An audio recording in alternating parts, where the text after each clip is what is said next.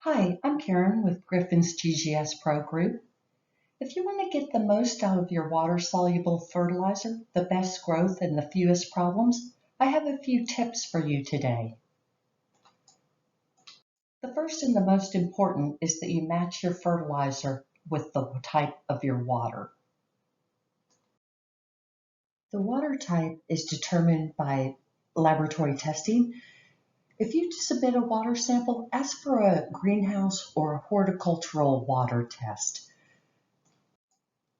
A greenhouse water test will include the nutrient levels for all of the nutrients in the solution, the macronutrients, micronutrients, the secondary nutrients, calcium and magnesium, and it will flag any nutrient concentrations that are too high or too low.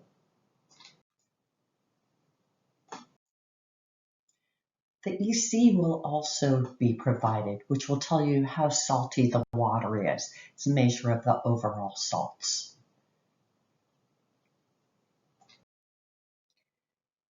The pH of your water sample will also be provided.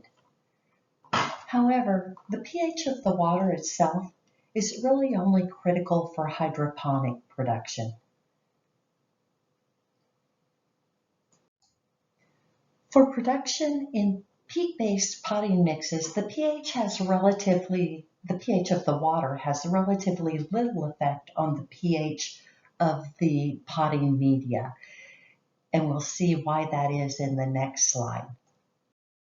The reason the water pH has so little effect on the soil pH is because it is completely overridden by the alkalinity. And a mathematical calculation shown here in the green box proves that in our water sample, the carbonate ion concentration is 2,500 times that of the hydrogen ion concentration. That's where our liming effect comes in. And that's why the alkalinity is such a strong effect on our soil pH.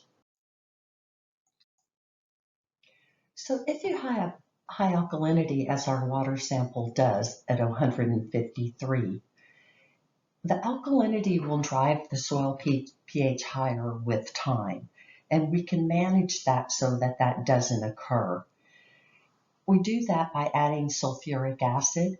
Typically sulfuric acid. Organic growers use citric acid, and some growers like to use nitric or phosphoric acid, which we don't recommend because they alter the nutrient profile so much.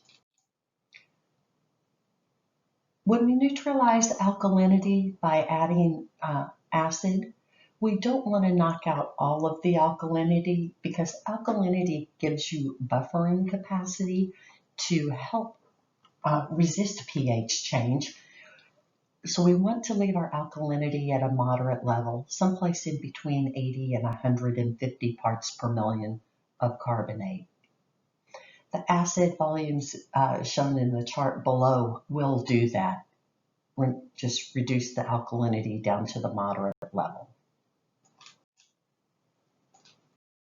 So now that we've tested our water and adjusted the alkalinity if necessary, we're ready to look at the fertilizer choice.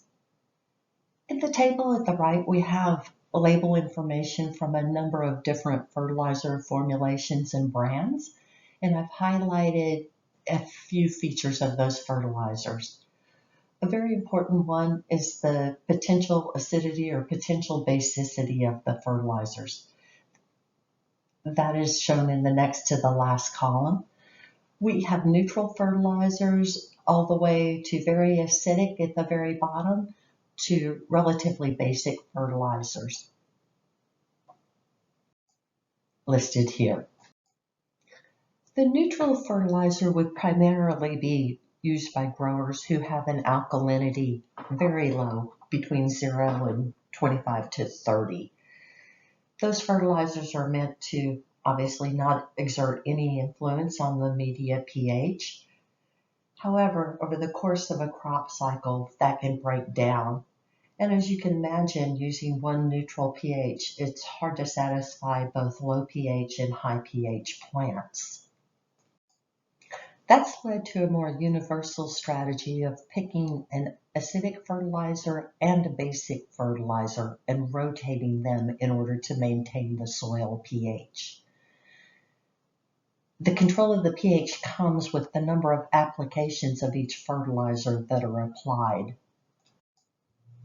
So I've highlighted here two very common choices of fertilizer, 21-5-20 all-purpose with a high acidity, and a basic calcium-containing fertilizer, 15-0-15.